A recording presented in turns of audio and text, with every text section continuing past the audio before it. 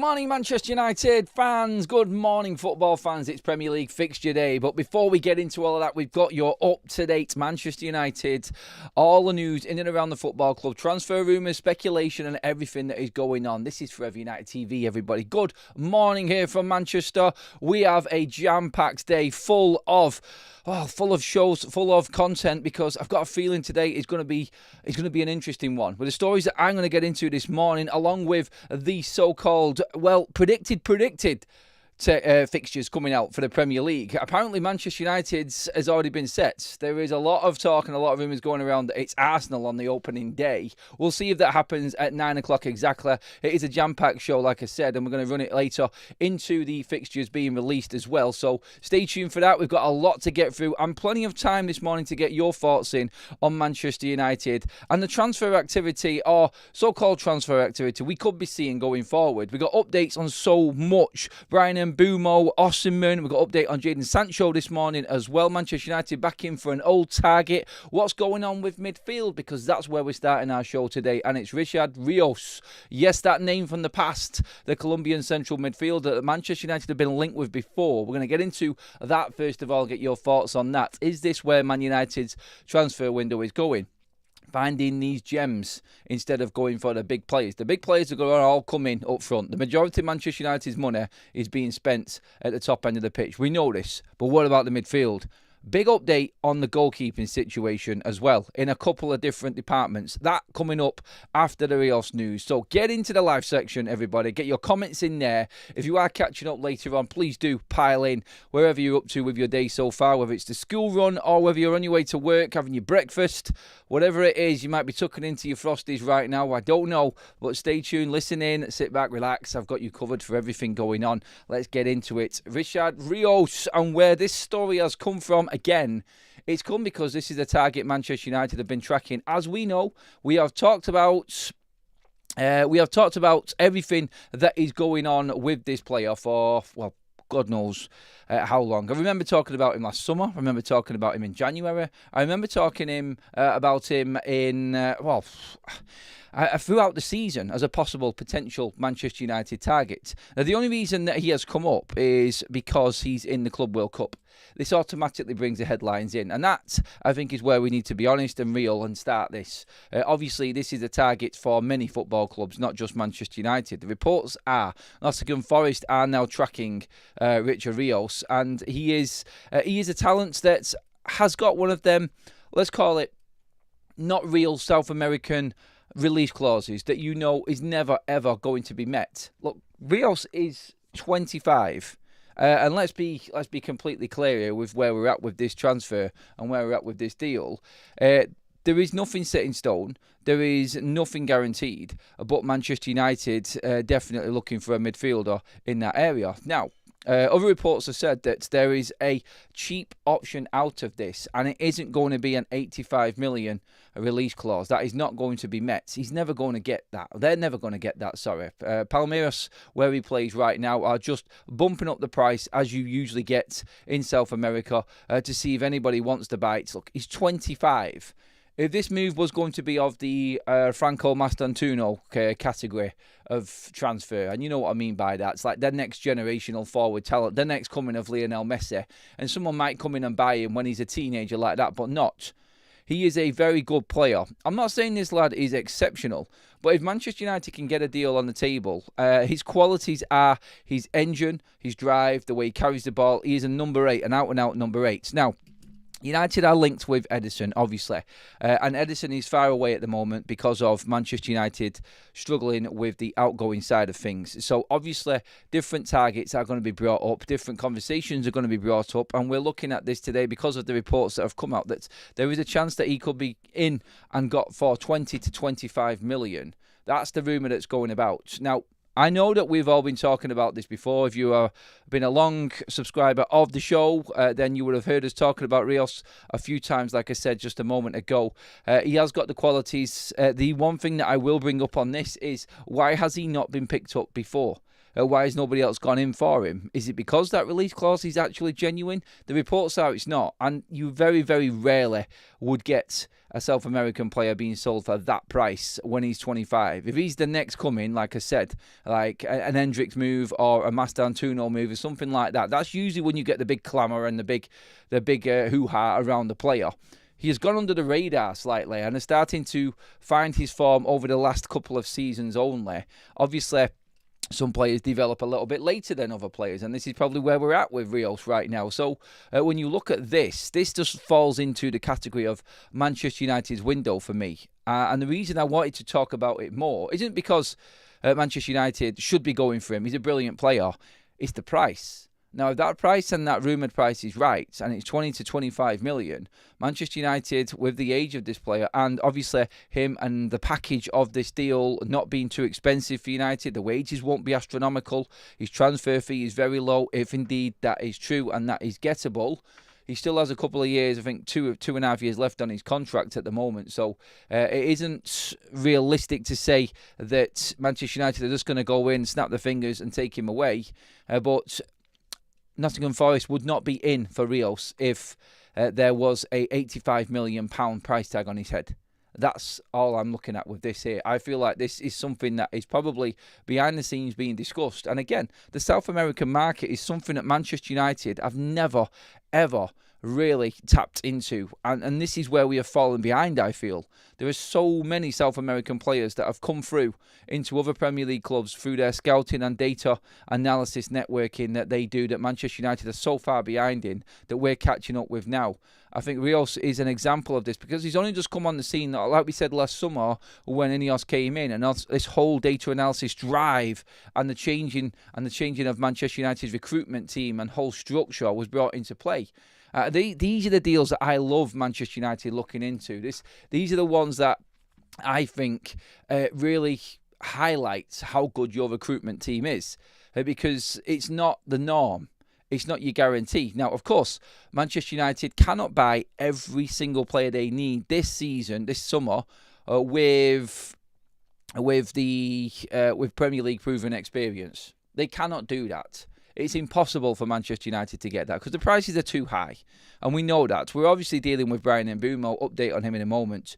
But Bryan Mbeumo, Cunha, they fetch a fair price and they fetch premium money from Manchester United. So we cannot do that with every single player. I think that's clear. A mix of Premier League proven players coming in to help and steady the ship, along with some younger talent and prospects coming through. And then these types of deals. Experienced players in a different league at the right price that nobody's really going to be picking at if they don't turn out to be the next best thing. Obviously, United right now are in a position where they're obviously trying to sell players. And what we're looking at here is reality telling us that United at the moment haven't got a lot of money. So we're having to find these deals. We're having to find everything that is potentially a... let's just see. What we're saying here is, I feel, honestly, I could see something like this happening with Manchester United. I really could. I could see it happening, and I could see Manchester United actually saying, looking at Rios and bringing him in. I can see things like this happening. I can see everything with United's transfer dealings right now. Everything that's actually going on with us, and the news that we're going to bring up on Sancho now. I can see this now turning into that type of window. I'm not thinking we can actually get this transfer for Ederson done. I think we cannot spend money. I think the reality has hit home with Manchester United now, and we're having to be very, very careful with what we've got. We don't want to tap into the revolving credit facility. We're not going to get as much money for the players that we want to in terms of players we are selling, and of course, the players that we want have all got to be better. No one's going to help United out. No one's going to help Manchester United make the transfers that we need to make. especially the Premier League teams. Like Brentford are driving a hard bargain now, and United are deep into negotiations on this deal, but we're not going to get any help from them. Nobody wants to bail Manchester United out in their hour of need. So really what we're looking at is United right now having to think outside the box, and I'm all for that. I've got no issue with Manchester United delving into the African markets, the South American markets. I mean, you've got to be able to find these talents. If you're Manchester United, your setup needs to be made, so it needs to be ready. It needs to be made to attack the talent that is coming through. And we're starting to see bits of that with the likes of Leon and other players coming through at younger ages. This one isn't that, though. This one is a player that's fully developed now, and he's in his mid-20s. So this has to be a player that I feel definitely walks into Manchester United's midfield. If you're going to buy a 25-year-old, it's pointless bringing him in just as a reserve player. I've said this before, that Manchester United's transfers this summer in particular have to be players that are going to come into the first team. Otherwise, what is the point? We've got plenty of players that could drop down into that reserve position, let's see, onto the bench, that are in this team right now. And then you need to replace that player with a player that's going to be in the 11. And Mbeumo and Cunha are both that. And the striker will also be that. This is United's main issue, I feel, in this window. That them players are all at a premium price and are obviously going to cost United a lot of money. And that leaves nothing else for the rest of the pitch. Now, if we can get through this window, get that striker in that we need alongside Mbeumo and Cunha now, and then we can find a cheaper midfielder, I think that's what we could be looking forward to, I think. And do you know what? That might even turn out to be the best transfer that Manchester United make. That might be the best transfer that United could actually get done. You just don't know. But it takes the pressure off players like this when you are bringing in the likes of Cunha and Mbeumo, who are experienced. The focus is going to be on them. The focus is on Ruben Amorim. If you bring Richard Rios in, then you're looking at Manchester United really just integrating him into a bit of a rotation. And again, like I've said this before, with the likes of Douglas Luiz coming in for Manchester United, Rios would be a lot cheaper in terms of package for Manchester United. And obviously, then you've got Rios in, who would then step forward next season as well. United would also then next season go in and bring another midfielder, I feel. So this, I feel, is a signing that Manchester United need to make. I think United need to be on top of this. And if we can get players like this in, and this falls into the Hayden Hackney category as well of players, if you can get these players in that you know are good players, but don't spend too much money on them, leaving you a bit of room for next summer, then I think that's the way the United have to go. Because we are going to prioritise the rest of the transfer budget on this striker. It's set in stone. I think that is what is going to happen. United, after we bring in the forward, well, we're scraping the barrel end for every other deal. I don't think there's going to be anything above 30 million past that point, if anything at all. I'm going to update you on everything else that is coming up right now. We have got all of the Premier League fixtures coming out. Don't forget, extended show today. There are lots of rumours going around from both sides about Manchester United's potential opponent on the opening day. Many sources now are going into this and saying that Manchester United's opponent is going to be... I will save it. I'm sure you're all seeing similar things to what I am right now online, but it is going to be very interesting, trust me, on the opening day. It's going to be, going off what has been reported so far already, it's a tough start for Manchester United. Put it that way, a tough start. We will wait for full confirmation of them fixtures for Manchester United when they come out, but everybody's talking about it. It's starting to circulate. My God, indeed, like before our start was bad. Mikel Arteta doesn't look too good either, but no, we'll get into that. I'm teasing a little bit there. I'm sorry, everybody. But get me your comments in on Rios, please, everybody. Let me know what you think of this signing. Is this the right way to go for Manchester United? Now, look, only if, and the only reason I'm even talking about this is because of that potential cheap side of the deal coming in.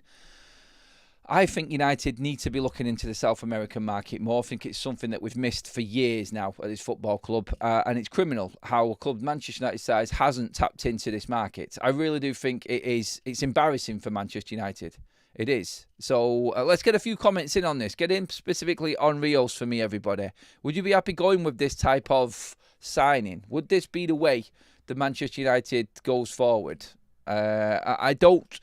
Personally, I think it is. I don't think he is a guaranteed starter. He's going to come in and smash it straight away. But I think this is a player that could be integrated in because he's the right price. Like, if you're talking about a player here at 20 to 25 million quid, you're not looking to bring him straight in. But I think he could feature and be integrated in time, because you should be able to deal with the opening part of the season without European football with the likes of Casemiro, Bruno, Ugarte, Mainu, Collier. We've got enough there to get through the opening, surely, and then start to bring someone like Rios through. I think that makes sense for Manchester United. I think that is the perfect development pathway for someone like Rios to come in who's never played in Europe before. So I see what we're doing with this. And if it is the right price, and United are going to bring in a midfielder that will feature, but we don't need straight away, because honestly, like in midfield right now, I'm not as concerned as I am with the forward line without the players that we brought in. That is a catastrophe. And that had to be the number one priority for Manchester United. And I get why all of the money is being spent there.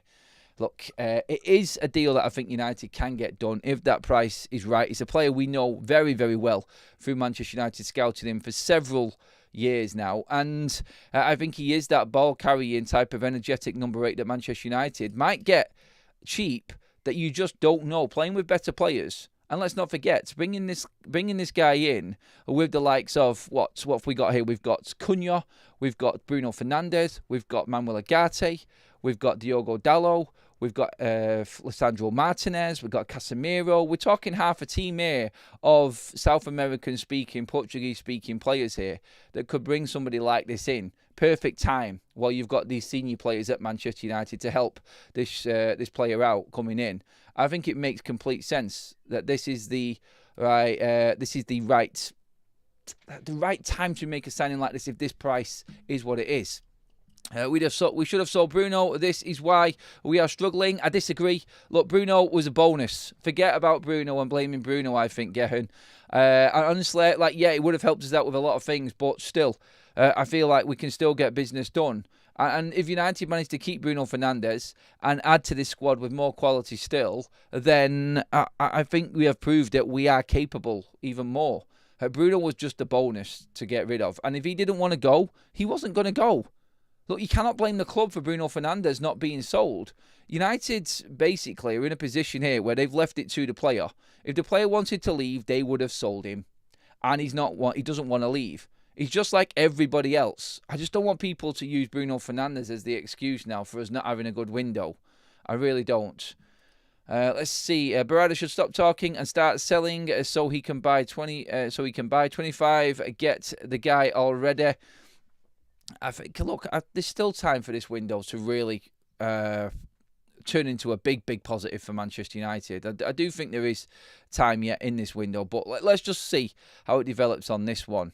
Everything at the moment sounds like the news is there is no news. It's ridiculous how long the Mbumo deal is taking, and everything is not concrete. I disagree, Gavin. Everyone's having a go at Omar Barada for opening his mouth yesterday. Look, everyone just wants someone to blame right now. Look, if he's negotiating, like he said, to get a better deal for United, is this not what we wanted before? Like, deals do take time. This is still not taking as long as what Matheus Cunha took. But nobody was moaning about it then because we had football being played.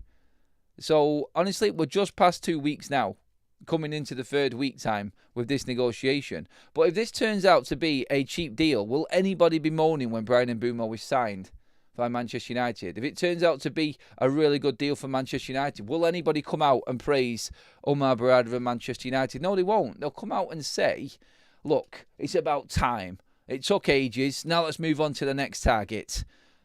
But no one will bring up the decent price that we got. Bringing in a player that's ready to go for Manchester United. Unlike a couple of seasons ago when we were bringing in the likes of Onana, Mason Mount and Rasmus Højlund for big money. Stupid overpriced players. And deals that we shouldn't have been making. Now, look, like, everybody wants deals done quickly. It doesn't happen. It never happens in football that way. Particularly with Manchester United. And they're being careful with the money. They have to be careful. I'm all for that. I haven't watched the guy, but bring him in. F it, says Dwayne. Cheers for the super chat, buddy. Right. Let's see. I don't see what the rush is. Only City have brought more than one player so far. We're in the same situation as everyone else right now. Deals don't get done quickly anymore. Exactly, Carl. Great point. You could argue maybe Liverpool are slightly ahead of us with theirs, with having Frimpong and pretty much knowing that the deal is done for Wirtz. And Kirkes is coming in, that's it. But as soon as Man United sign Mbeumo, we're miles ahead of everyone around us. Miles ahead, I feel. And I'm not concerned with it at all. Really not. Really not concerned with it. I feel like Manchester United are in a decent place right now with their transfers. I think they're playing it right. They're making sure that they don't get stung for Bryan Mbeumo. Talking of which, Tottenham officially last night, well, half officially, completely out of the race. That was the talk around Bryan Mbeumo last night. Spurs now, apparently a source from Spurs has said they don't stand a chance with where Manchester United are at with Bryan Mbeumo. Obviously, Rudy Galletti updated us last night on the Mbeumo situation, which was that Manchester United now are closer with the fixed fee, which is the initial fee for Bryan Mbeumo. That is very, very close now, a breakthrough in talks. In fact, some people were reporting it last night. Spurs came out and the source from Spurs was apparently saying that there was no point in even attempting to sign Bryan Mbeumo. Now, with how far Manchester United are, they could not even match where United were at with negotiations, which tells you that United are comfortable and in the right position for Mbeumo. No drama, no concern whatsoever. They wouldn't carry it on this long and not make the deal happen. This is very, very similar to Manuel Ugarte last season as well. We know that United want him. We know he's a top target. We stuck with it. We stuck with it throughout the whole summer, and we still got our man. This is very similar, except we started a lot earlier, and obviously it's a bit easier to deal with. No disrespect, Brentford being a smaller club to PSG. So, yeah. I've got no issues at all with where things are right now with Bryan Mbeumo. If indeed Brentford tried to play hardball and United have stood their ground, fine with that as well. Just let them do their jobs. We've moaned about them not really, really interesting, and they could be like probably one of the most exciting starts to a season that we've seen in years if they are right. That's all I'm saying on that one. That I think is something for everyone to look forward to. Sometimes I like the harder games at the start of the season. It just adds to the excitement of the opening day as well, I feel. Right, Jadon Sancho, Fabrizio Romano, as you can see across the bottom of your screen there, has come out. Manchester United are prioritising a permanent sale of Jadon Sancho before anything else this summer. So the loan isn't even going to be discussed until we have definitely said that we cannot get Jadon Sancho a permanent deal away. Now, there are two teams in Italy that are in discussions with Manchester United right now. Damasio has come out this morning talking about the Napoli situation. Apparently, the fee is too dear. It's too high. The fee is too high for Manchester United for Napoli to be interested in at the moment, which is approximately a couple of reports I've seen. Jadon Sancho is around 20 to 25 million, and that I think is fair. I think Manchester United should be just getting rid of Jadon Sancho for 15 million if it helps to sell him. At this point, I think you've just got to cut your losses, get him off the books. With Sancho gone and then payments that we're having to pay for him, it clears the way to get a striker in. I understand what United are doing, but if it comes down to 5 million for getting rid of Jadon Sancho, look, you got the 5 million from the penalty from Chelsea. If it's 15, if it's 18 million just to get this deal done, I'm taking that. Just get rid of him. Get them wages off. Get that headache out of Manchester United. I'm not willing to drop to try and get the sale done. Like, if it comes down to 5 million, 10 million, I'm like, no, sod off. I literally just send him out on loan, get a loan fee for that amount of money off somebody, and then he goes at the end of the season. Well, at least we got his wages off the books, but I would just sell him now for 15, 18 million, whatever it takes. Just get him off the books. You've got the 5 million on top of that. You're getting over 20 million. You made money off Dortmund last season. You saved a bit on his wages from Chelsea this season and got the 5 million at the end. Look, it's just not worked out. It was a bad transfer. one that we're trying to eradicate from our system now going forward. But that is nothing that you can deal with in what was paid for Jadon Sancho before. Just get him gone. But this now I think is again interesting because United pushing hard on the permanent deal. It's going to be interesting, like I just said there, how much they push, because a pushing means that United are going to have to give a little bit on this, I feel. But Napoli are very interested in Jadon Sancho. That story is doing the rounds. I could see Jadon Sancho going on loan to Napoli personally. Maybe a bit of a loan fee and United cut the losses because they just can't get rid of him. And they will get rid of him eventually. But can they make something happen in these early stages of the window where Jadon Sancho is sold for a cheaper price? That's where I would be right now. I think that is the perfect position for Manchester United to be in right now. If somebody comes in, let's say they come in, apparently it's too much money at the moment, 25 million. Napoli are not going to go for that. Let's just test them at 20 million then. Let's see what they come back with. Let's try and meet this in the middle somewhere. I think this is what's important for Manchester United now. Just making room on the books. And Sancho going would be a significant statement. Like we said last night, we put all 4 players up. No, it was yesterday morning, in fact. I said, who was the most important exit from Manchester United? I did a poll. We had over 3,000 votes. We had Sancho, Rashford, Garnacho and Anthony on that list. There could be more, but YouTube only let you do 4 in a poll, of course. But Jadon Sancho was top of the tree. Quite clearly top of the tree as well. This would be big for United and convincing Manchester United fans going forward. He is the most important player that needs to be out of this football club. And if you got that deal done, then you are looking at a different summer already. It already picks everybody else up. It makes everybody feel a little bit better that Manchester United are moving forward.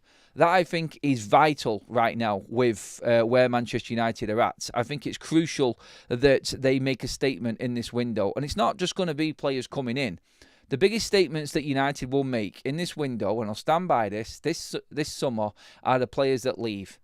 And it's if they're willing to let these players go for less. That, I think, is massively important right now for Manchester United. Are they willing to let go of these players for less money just to get them off the books and make that statement? Monetize them the best you can. Get them out of the door. Get what money you can and move forward. I think that is a clear message to the Manchester United fans that we're not messing around. They're accepting the mistakes of the past. They're dealing with a lot of crap from the past, and I think we just have to be really honest with ourselves and say, look, this is where we're actually at right now. This is where Manchester United are at as a football club, and I think we are trying to move forward with all of this. I honestly feel like that is the best thing that Manchester United could do, and I feel like we're in the ultimate position to take advantage of what is there right now. And we're at the end of these deals with some of these players as well, like Jadon Sancho. We have to look at it, and we have to be realistic, I think, more than anything else. More than anything. I just don't get how Manchester United think they could get certain amounts of money for these players that is being reported at the moment. They've got no chance of getting that type of fee for these players. Let's get into a couple of super chats and then into the comments section as well, everybody. Ray, thank you very much. I think fans are just scared of the past when we drop the ball on deals, but I think with Mbeumo is looking good. Brentford now lost their manager and we are weaker and the players want to go. Yeah, the uncertainty of Brentford, definitely, Ray, that is a fair point to make that actually, mate, because the uncertainty is definitely going to play onto the players' minds now. It isn't that comfort factor that they've had all the time there with Brentford and Thomas Frank being there. Adam, have you heard anything regarding Juventus paving the way for Vlahovic transfer? Yes, we talked about it last night, Manny, actually. Apparently, Manchester United have had discussions and positive discussions with Vlahovic and is open to a move. In fact, Vlahovic, according to the reports, has said that Manchester United would be his dream move if that could happen. We will see if that does happen. We will see if anything materialises from that. But that is only going to happen if Manchester United actually do fail to bring in one of their other forward targets, that being Gyökeres or Ekitike, they will come before Vlahovic all day, every single day. There are more reports going around. I'm going to be doing a bit on Football Talks later on as well from the Arsenal side of things. There are some rumours flying that Benjamin Sesko is their choice. And what that does for Manchester United will be interesting, because we did talk about Gyökeres last night. But if Sporting are standing on that 68 million, then I don't think United will buy Victor Gyökeres. I'm pretty certain that is a no-go for United. It needs to be in and around 60, I think, at least. Otherwise, that is a no deal for Manchester United. But there are little rumours flying around right now from the Arsenal side, and more on this later, that Sesko could be the one. Arsenal is a hot topic this morning. I think we'll get confirmation of that at 9 o'clock. Hint, hint. Longest show today, everybody, as well. Let's get a few more comments in on what we're talking about here regarding getting rid of Jadon Sancho as well. Talk to me about Richard Rios as well, please. Really concerned that we will struggle to get targets if we can't shift Rashford, Sancho and Antony. Says Malcolm. You echo quite a lot of the Man United fan base with that comment there, my friend. Always a Red says, Adam, United want rid of Rashford. Can't United do a swap deal with Emi Martinez? That's the player in and out for the better of the club. If they could, I think they would, mate. And it's interesting you bring that up, actually, because yesterday when we were talking about Nico Williams now going to Barcelona, that means that Rashford isn't. That means that Rashford has got nowhere to go. I think Premier League is where he needs to be. Will Villa come back in for Marcus Rashford? That option is still there, by the way, and is definite. Sancho could go to Villa also. I mean, if Villa are looking for forwards, then I'm sure we can do a deal where Sancho and Rashford go to Villa, bit of money exchanged, and we take Emi Martinez the other way as well. I think that for their books would be good. So, yeah, interesting you brought that up there, mate. And I think that could be something that we're keeping our eyes on going forward as well. Thank you everybody who's liked the video so far. Extended morning show this morning. We're bringing the Premier League fixtures, the official ones. There is some rumours out about who United have actually got. It's a big game on the opening day apparently, but more on that at 9. But thank you for all the likes. Please pop a like on the video if you're enjoying the content. We've got plenty more to get through yet. And if you haven't already, please hit that subscribe button. We're trying to get to 90,000 before the start of the season. We are less than 5,000 away from that now. So be part of the FUTV army, everybody. Interesting. Sorry, let's read this super chat out first from Alien8. Says, Chelsea have just sold their women's team to their parent company, Bluecoat, for 200 million to get around PSR. Why are United not doing the same? Why are United not doing the same? Well, we're not as established as Chelsea, for one, as a women's team. The women's team are still very, very young in terms of how long it's been going. And you know what? With Chelsea and things like that, that has been a big thing about Chelsea. They've got their own ground for the Chelsea women. It's a lot bigger than what Manchester United's setup is right now. And I don't know if there is an avenue that United could look into. But the truth is, in everything that's going on with dual ownership right now, in terms of say, for instance, the sponsorship deals and what Manchester City's case is against the Premier League, I think it's a case of waiting out to see what the actual official verdict is from that. It is expected to be a win for Manchester City, in their case against the Premier League, in the, for instance, I've said this before, where the owners of the football club and a business that they also own want to sponsor the football club. That has been blocked before, and you can only sponsor your football club for market value. City have argued the case that they want to be able to give whatever they want, what they feel City is worth. If you've got rich oil owners, then you could actually say, I want to sponsor Manchester City's training ground for 250 million. That's fair for us. There you go, sign a cheque. There's PSR blown out of the water. Ineos could do that for Manchester United if they wanted to make a real significant change. But I don't think Ineos will do that. Well, they don't have full ownership, mate. The Glazers don't care about anything. The Glazers didn't want anything to do with the women's team either. They were forced into it, really. And to be clear on this, I think until Ineos get more power, deals like that are not going to happen for Manchester United. That's my honest sort of look on things and the lay of the land, I think, at the moment. Poor Villa, Rashford and Sancho, how long before they end up end up in the dung? Hendo also says this constant speculation around players coming in is really monotonous.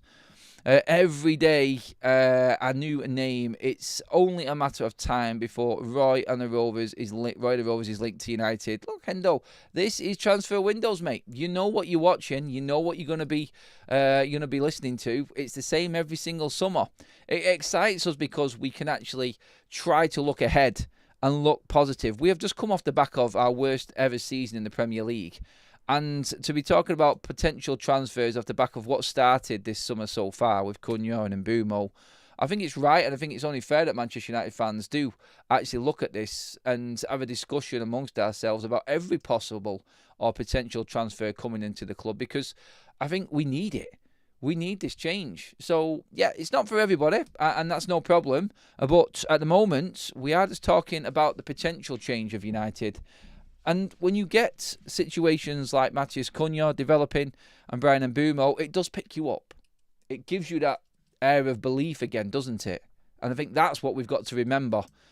We've just come off the back of that crap season, and we're now dealing with the situation of trying to rebuild. Quickly, just on the situation with Jadon Sancho, to add a little bit more context to it. Transfer intermediary Vincenzo Morabito has told Manchester United they need to lower their asking price for Jadon Sancho this summer amid reports interest from Italy and Saudi Arabia.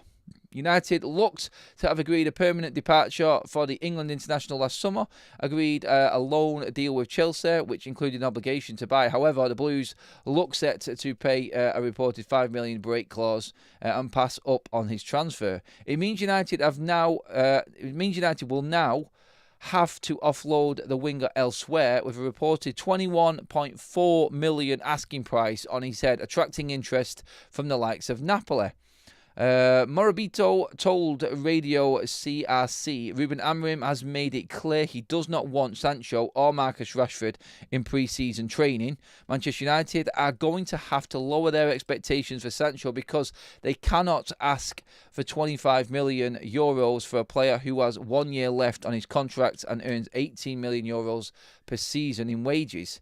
This operation is feasible, but we need to see how tough Manchester United can be holding out here, because Sancho is a good player and did pretty well at Chelsea. Cristiano Guttoli wanted to bring him to Juventus last year, but it didn't go through. So that's the Italian side of things, talking regarding the Manchester United and Jadon Sancho situation from their side. Too dear at the moment is the word, and United asking for just a little bit too much. I think that's where I think Manchester United do need to sort of compromise, like I said. I think we're looking at maybe if you drop it a little bit, then this deal can happen. I think that if United do want to get Jadon Sancho done, like I said, $5 million, drop it off. Is that going to be the end of the world? Definitely not. It's better than losing him for nothing next season, is what I say. I think there'll actually be a point comes around where Manchester United just say, look, we don't want to renew his contract. We don't want to trigger that 1 year extension. We're going to lose him for nothing next season. Should we just take what we can now? It's not worked out. Cut our losses. We got $5 million. If we sell him for 15, there's $20 million. And we were going to ask for 25 anyway. What's $5 million loss and all of them wages gone? Like you're literally saving $15 million in wages. That's off the book, and the payments that Man United are making for Jadon Sancho, which probably equate to near enough with the wages that he's on. $25 million a year in installments. That's gone. That just gives you so much room. If you can get that and get that done this summer, then that for Manchester United is massive. It's massive. You're not going to make much profit at all, but you're clearing the PSR, and that debt has gone completely. And the nightmare and saga that Jadon Sancho is no longer there at Manchester United. That, I think, is crucial now for United going forward, to make sure that these decisions are as cutthroat as that. Look, Take a tiny loss just to get him out the door. Get what you can. You're not going to get maximum value for an underperforming team that United have got at the moment. But there's an opportunity here to shift Sancho on and get him out the door permanently, rather than letting him go for nothing and still being a Man United player this season on the books because he's gone on loan. You're not going to get a better deal on loan for Jadon Sancho than selling him now for 15 million, I don't think. That's it. I can understand, no, 10 million, bit too less. It's not enough, I don't think. 15, I think, is fair. You've got the 5 already. There's 20. Just go. Just make it happen, United. Get that done. I think that is now the big thing with him. Right, moving on. Promised you the goalkeeping situation and everything that's happening right now. Significant development with Emi Martinez. It's not in the bid. It's not in him saying anything. But he has changed his agent to Jorge Mendes now to try and facilitate a move away from Aston Villa. Now, Jorge Mendes has really, really good relationship and contacts with Manchester United. As we know, in Ineos' first pre-season, he was contacted as the man, really, with all of the people that he knew, the people that he had in his little book, in his notebook or whatever, contact-wise. He was the one that Manchester United used quite a bit to get deals done. And it could be the same again. And it's just fueled more speculation that Manchester United, even if Andre Onana is staying, there is still a chance United could get a deal done for Emi Martinez. Now, we've mentioned it before, and someone brought it up in the chat. If Villa are after players like Rashford and Sancho, and Rashford right now, honestly, I don't know where he goes. The only other club I can think of is potentially Arsenal or Newcastle. That's it. He's not going to go to any of the big guns in Europe. Barcelona's gone. We said it yesterday. PSG don't want him. Barca have bought buying Nico Williams. Real Madrid have got no room for him at all. I don't see him going to Bayern Munich. I mean, Atletico, are they big enough? Would they? I don't see it happening. I really don't. I don't think Simeone would go for him. Maybe he ends up going back to Aston Villa again, the place where he's actually been decent. I feel like that is a potential move, or even Jadon Sancho possibly, where we could actually bring Emi Martinez the other way. Now, there is nothing set in stone at all yet, and it does look like Onana is going to be staying from what we've been told. But like I made the point last night, if Onana has stayed, it doesn't mean he's always going to be in between the sticks. United will buy a goalkeeper this summer. They are going to sell Bayındır. The report on Bayındır is at the moment is there's 4 Turkish clubs that are actually after Bayındır. So I think United can more than comfortably get rid of him and make a tidy little profit on top of what we paid for him, because we paid peanuts. So that's him gone. Another goalkeeper in. Vitek will also be sold probably this summer as well, which will be 100% profit for Manchester United. Nobody's talking about that. That is another way that United will make significant money. I think Vitek's stock is a lot higher as well. And anything upwards of 10 million for Vitek in pure profit is big for Manchester United. That will play a big part in United bringing in another goalkeeper. A massive part. It opens up the avenue for someone like Emi Martinez to come to Manchester United. If we can shift on Bayındır and Vitek for 20 million, and the amount of that, percentage of that which is pure profit because of Vitek being a homegrown player, then Manchester United can go out and buy Emi Martinez. And if you can soften the blow with bringing or letting Jadon Sancho or Marcus Rashford go to Aston Villa, I think there's room here for this to develop, and there's room for Emi Martinez to end up at Manchester United this summer. The story is not going away, and Villa need to sell. They need to sell. They need to improve, but they need to sell. So somebody's got to go. I don't think they're going to be getting rid of their star players. I really don't think the likes of Ramsey, I don't really want to get rid of him. Obviously, there's so many good players there at Aston Villa that there would be uproar within the Villa fan base if they were sold. I mean, Martinez is a legend there, obviously, but you can always find another goalkeeper. Villa right now, I feel, are in the toughest spots, and it has been proven with that table that came out from The Athletic. I think that they're in a position where they would, I think, sell Emi Martinez. And I only say that because the story has just not been knocked back. It's not been KO'd at all at any point. It's just getting more and more momentum now going forward. And there is a potential that this could actually happen. Why do you think Vitek will be sold before even Amorim assesses him? Vitek will be number 1. No Martinez is coming. Vitek, well, we assessed him last summer and he went out. Yes, that was Ten Hag, but there is no sign of Manchester United bringing Vitek back in. Manchester United want to bring in a goalkeeper that is established and they know has played first-team football for several years. That, I think, is the real sign that they are looking for another number 1 through the avenues of bringing him into a number 2 first. But clearly, if you've got Emi Martinez and Andre Onana on your books, it just means that Andre Onana is going to be a number 2 for Manchester United. And I haven't got a problem with that. If Onana is sold next season and United get another year of his payments done and off the books, I think it's easier for United to sell Andre Onana next summer. I think Andre Onana as a number 2 actually will be decent and will have more value because he'll be coming in the odd game instead of being the number 1 and in the headlines constantly. And I think it will suit him better. Look, don't get me wrong.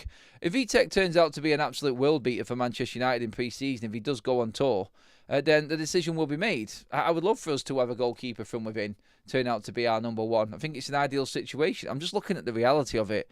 And the word is that United are actively looking at all of these other goalkeepers because of what has been said within the club internally about the likes of Vitek and the other keepers that we've got.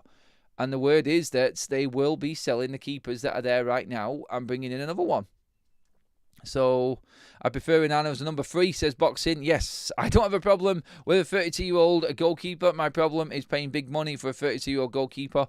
That's poor use of money. Well, I think it's a big position to actually bring in a player. And let's be honest, if it's Emi Martinez coming in, I think that is good money spent. And the reported fee could be down as low as 25 million for Emi Martinez now. And that's why we're talking about it. I think that is a shrewd signing. And I think that is money very, very well spent by Manchester United. We are literally 10 minutes away from the Premier League fixtures being announced, everybody. Get ready for it. The rumour is that, I'm not going to say, I'm sure you've all seen the reported fixtures that apparently Manchester United are up against on the opening day. I'm going to go into them very soon, but they are all being... There is a few different ones. If the one that is being sent out at the moment is true, the Manchester United are in for a hell of a start to the season. Oh my God. A lot of people are now reporting this as factual, where they've got the information from. Maybe with just 10 minutes to go, these fixtures have been released and are genuine. But I'm looking at these fixtures right now and I'm going, wow. Just to tease you into it, if they are real, then Manchester United apparently in the first 5 games have got Arsenal, Chelsea and Manchester City to play in the first 5 games of the season. Tough, very, very tough start to the season. Even the away games, we've got City away from home, 4th game of the season apparently. We'll see, and we'll do this when the fixtures are announced, but that is the rumoured first 5 games of the season. Arsenal, Fulham, Burnley, Manchester City and Chelsea are where we're actually at right now. Tough. Let's get these signings in as quick as possible, please, Manchester United. Let's get them in. So, yeah, that was your update on Richard Rios, Manchester United potential midfield target for the summer. Emi Martinez has changed agent to George Mendes now to try and facilitate a move away from Aston Villa. United extremely keen on making that happen as well. Jadon Sancho, Manchester United are pushing the permanent move first before they're even entertaining a loan right now. It is thought that there is serious interest from Italy, particularly in Napoli, but Manchester United are going to have to lower their demands in terms of that price for Jadon Sancho for that move to happen, everybody. That is where we're at with them ones right now. We are, like I said, less than 10 minutes away from announcing them fixtures. If you haven't given the video a like already, please do. We are creeping up to that 700 live like mark right now, everyone. So thank you again. If you haven't subscribed already, please hit the subscribe button also. We have got other news to talk about. There is a... Manchester United actually still interested in Callum Hudson-Odoi as a potential target this summer. That hasn't gone away. That's the Sun that are reporting that this morning. I don't think there is anything reel in that. They're just keeping an eye on it because Hudson-Odoi has not signed his contracts. Remember, we ran a show a couple of months, maybe a month and a half ago now, on Hudson-Odoi being a potential target for Manchester United this summer. But with Cunha being signed and Mbeumo practically over the line, I don't see Hudson-Odoi. I think United is looking at that as a potential because it's cheap. And I think the story has been brought up. So if you do see it, don't think anything of it in terms of a confirmed Manchester United interest. They are looking at the situation. That's about it with Hudson-Odoi. Nothing else in terms of that deal moving forward. That news that I brought on earlier on, though, regarding Arsenal's chase for a striker could have big implications on Manchester United's summer transfer window in terms of who we buy up front. Now, the Ekitike deal is going to move forward very, very quickly once we know what's happening with Gyökeres. But like I said last night, just to go over it again, if you wasn't watching last night, Sporting are standing by the £68 million that they want for Victor Gyökeres. They won't let him go for anything less. That's their stance on it right now, which could scupper United completely anyway. But it is thought that Arsenal have got fed up with Sporting as well, with their demands and the fact that they're not budging, and are now opting for Benjamin Sesko. I'll have all of the detail on that later on Football Talks, everybody, as well. So make sure that you are tuned in for that later on as well. If you haven't subscribed to our other channel, Football Talks, please do, everybody. That's where we go over all of the other Premier League news as well. Let's get some comments in on everything. Are you worried about that start of the season, everybody? If that indeed is the fixtures for Manchester United. Just to go over them again, the reported leak that has come out of the fixtures, they are going to officially be announced in approximately 5 minutes' time.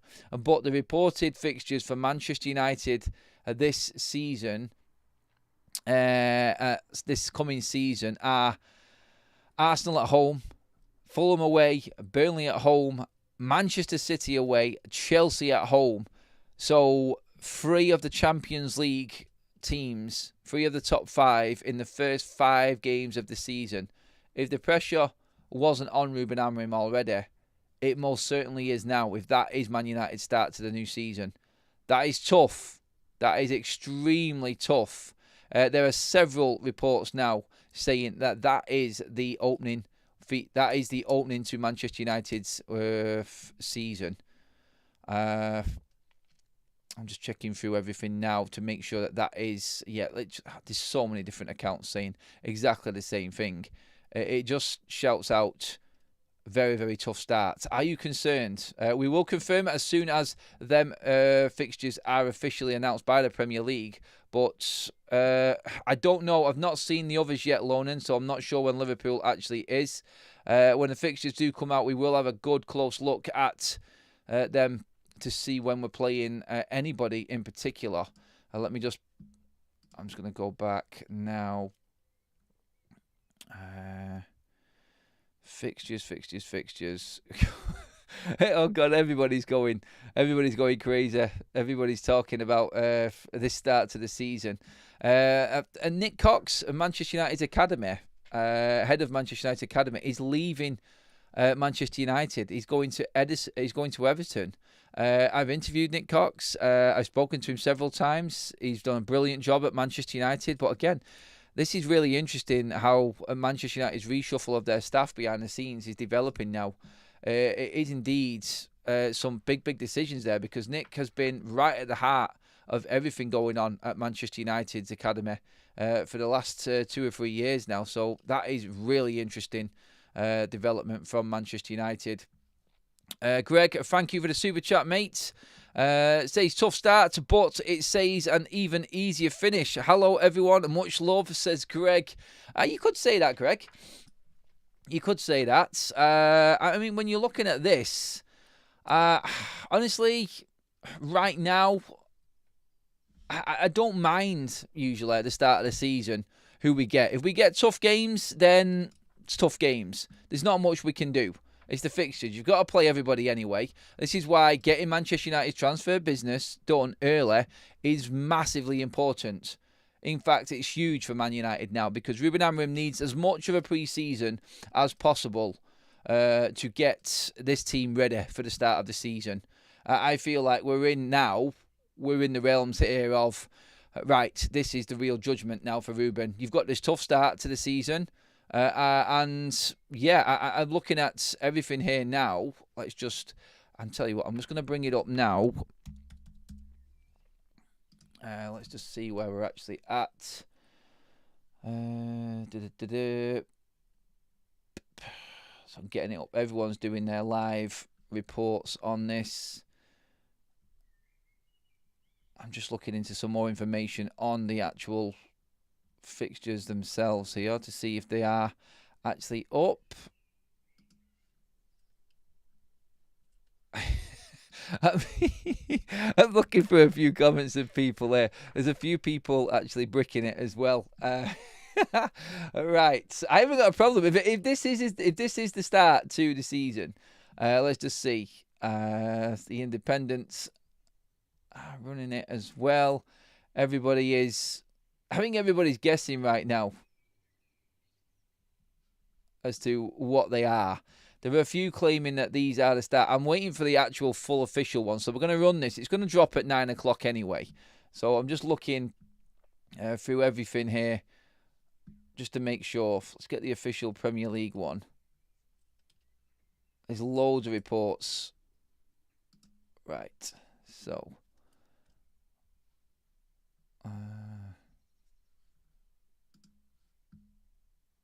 Where are we?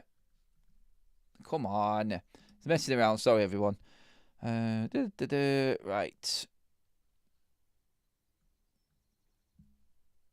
We're just waiting for someone to just drop the official one because I want to look through all of them. Let's just see. I'm waiting for someone to actually drop the actual full fixtures on us here right now. Let's just see what we've got. Let's just have a quick search just to make sure so we're ready. It's going to come out anyway. Let's just see. Just want to get a full confirmation of it. So we're saying big fixtures for Manchester United. Opening fixtures. So here's the first 8. Apparently the first 8 are Arsenal, Fulham, Burnley, Man City, Chelsea, Brentford, Sunderland and Liverpool. So Man United will play 4 of the top 5 in the opening 8 games of the season. Apparently, October is Liverpool. 18th of October, apparently, is the Liverpool game for Manchester United. There are lots of people now running this. I'm just checking out everything that's coming. Let me know what you think about that. It is now 9 o'clock, so these fixtures should now be dropping on us for definite. Let's see, I'm waiting to see some actual dates for the games in terms of times and what's actually going to be happening.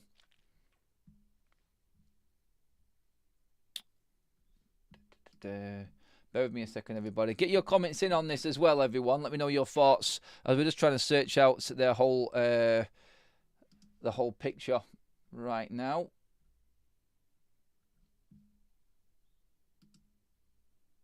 Right, let's put in United on this one so we've got it all.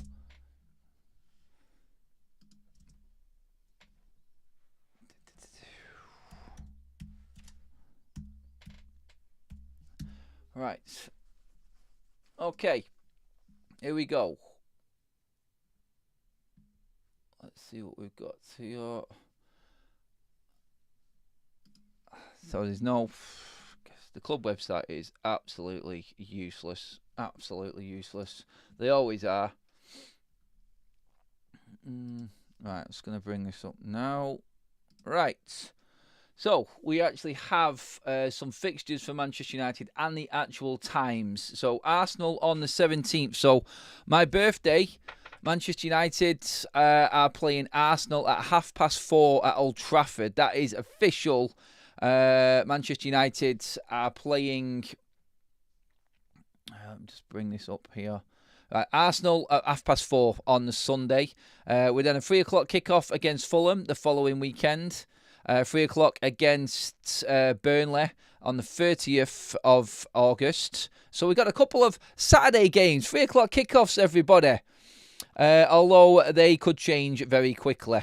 So all we know for certain, apparently, is the opening day. Sky have committed to Arsenal at home at Old Trafford for Manchester United. So 4:30 kickoff, everybody. That's Man United's opening games. In terms of other fixtures for Manchester United, let's just see. We're trying to bring them all up as it is at the moment. So going through all of the games for the opening day, pretty much. Liverpool are on the Friday night at home to Bournemouth for 8 o'clock. Aston Villa will play Newcastle, which is a good game. Brighton have got Fulham.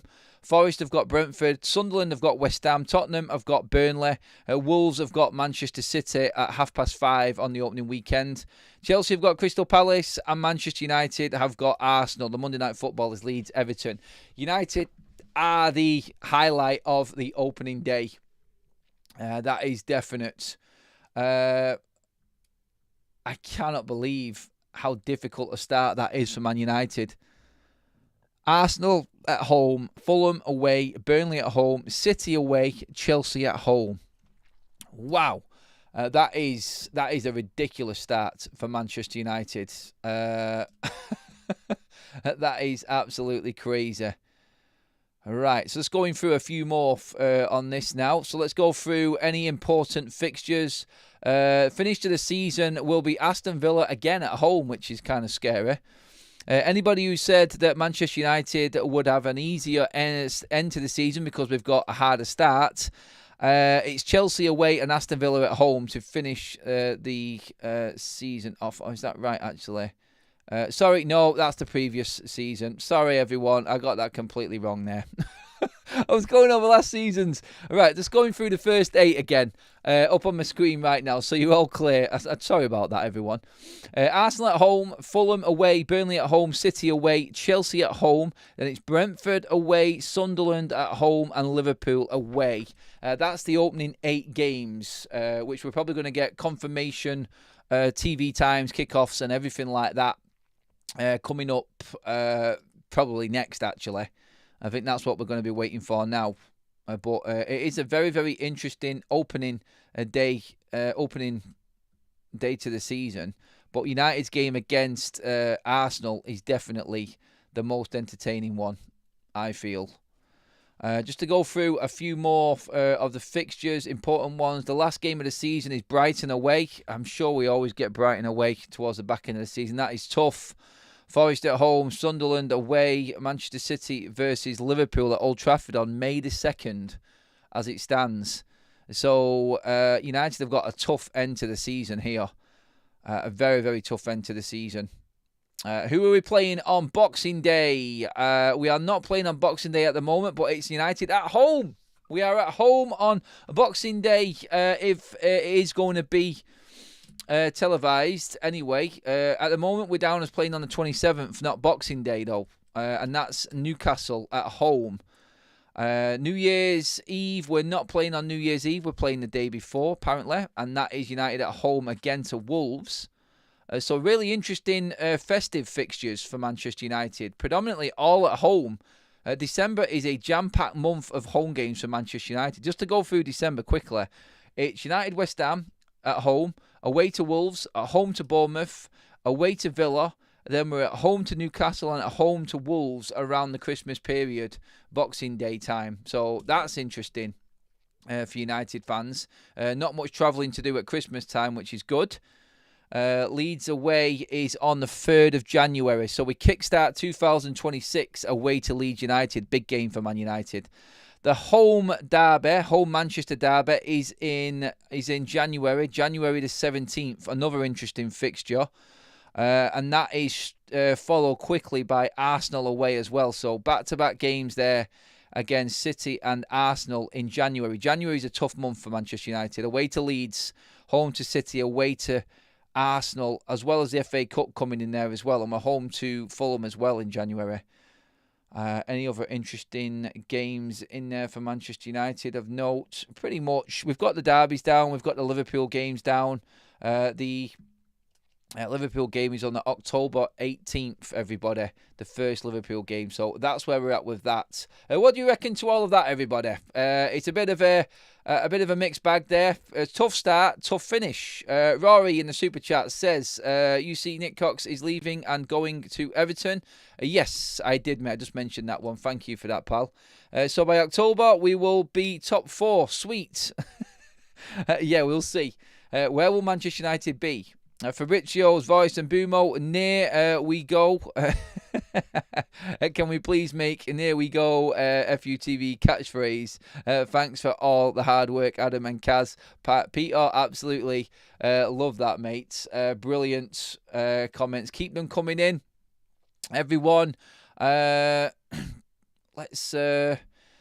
Let's quickly, again, just to go over everything for everybody. Keep your comments coming in as well, everyone. If you haven't liked the video already, please do like. We're doing an extended show simply for the fixtures being dropped, everyone. Yeah, we are there officially. Manchester United's fixtures. Opening day. A Sunday, Super Sunday for Manchester United at home against Arsenal, 4:30 on my birthday. What a day that's going to be. Opening day on my birthday. Afternoon kickoff on a Sunday against Arsenal. What a game to start a season. I can't remember United ever having Arsenal on the start of any season that I've been alive for. That is a mega game. Then it's Fulham away for Manchester United, so away fans got a little bit of travelling to do. That's scheduled for the Saturday. Then it's Burnley at home for United on the 30th of August. So 3 games in August to kickstart the season. And then it's international break. Straight from international break with the transfer windows signings in the bag, as it always is away to City. That's a horrible game to come back from international break to for Manchester United. But then again, it is a time to play Manchester City. It's probably off the back of international duty, I would say. So, yeah, I think United, they're taking Manchester City. Do you reckon it's good that we've got the harder games at the start of this, everybody? Get into the comments section. Is it good that we've got the harder games coming up first for United? Because that, I think, that's interesting for us, definitely. And I think it just makes us focus a little bit more. I think it gives us that focus going into the start of the season. I think we played better against the big teams last season, so maybe it's a good thing. Maybe that is something that United can look at and say that I think is something to look forward to. Confidence that we've done well against the bigger teams before. I mean, yeah, we'll see anyway. Quickly, I'm just going to run through them fixtures again now. So you've got all of the big ones. Obviously, the opening day one is Arsenal on the opening day of the season on Super Sunday, 4:30 kickoff at Old Trafford. That's a big one. Not long to wait for the next big game. The 13th of September is Manchester Derby. Is the first Manchester Derby. That is away at Manchester City. The next big game then is the following week at home to Chelsea.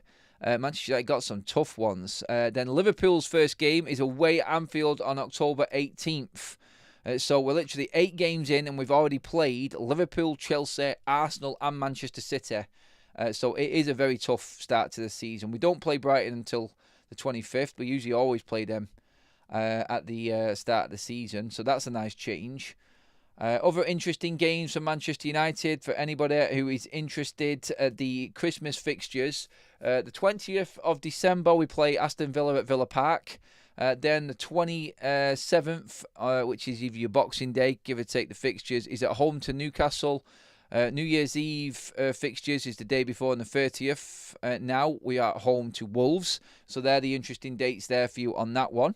Ellen Road away, the first game of 2026. So that's one for your diaries as well.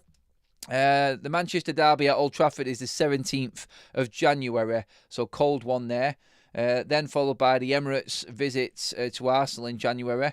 Tough month for Man United in January. Very, very tough month. So there's a couple of more big fixtures there.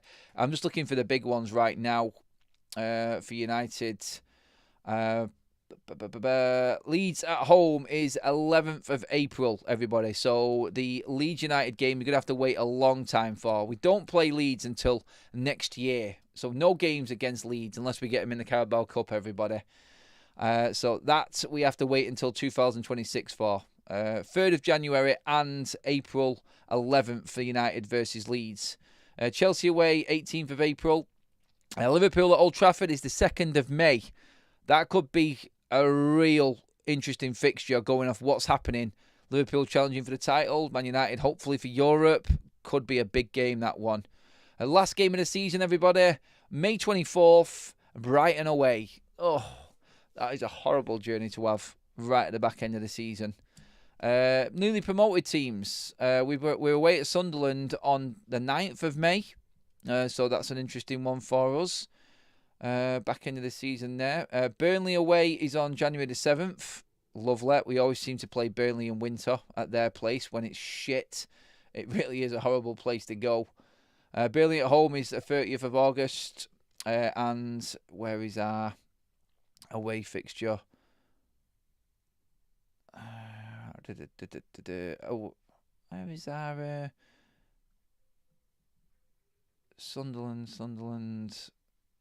Sunderland at home, I think, is actually near the start. Anyway, that pretty much wraps up everything, everybody. I think we've done enough there to keep you covered with everything going on. Thank you, everyone, for being involved in the show. An extended show this morning. Really appreciate all of your input into the show. We've gone through all of the news. Get your comments in below on everything that's gone down there, please, everyone. That is us all wrapped up and finished for the day. Please pop a like on the video. Make sure you hit that subscribe button as well, everyone. I'll be back later on with any updates on anything going down, keeping you in the know on all the transfers going on.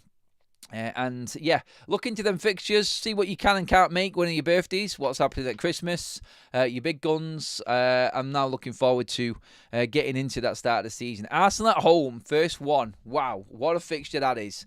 For now, everybody, that is us all done here on Forever United TV. I'll catch up with you all later. Have a great day, people, and yeah, stay tuned. Hit the subscribe button.